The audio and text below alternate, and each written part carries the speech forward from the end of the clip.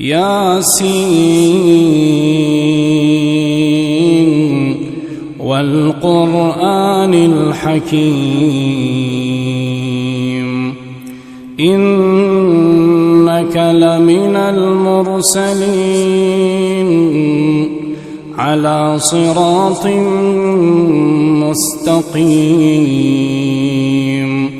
تنزيل العزيز الرحيم لتنذر قوما ما أنذر آباؤهم فهم غافلون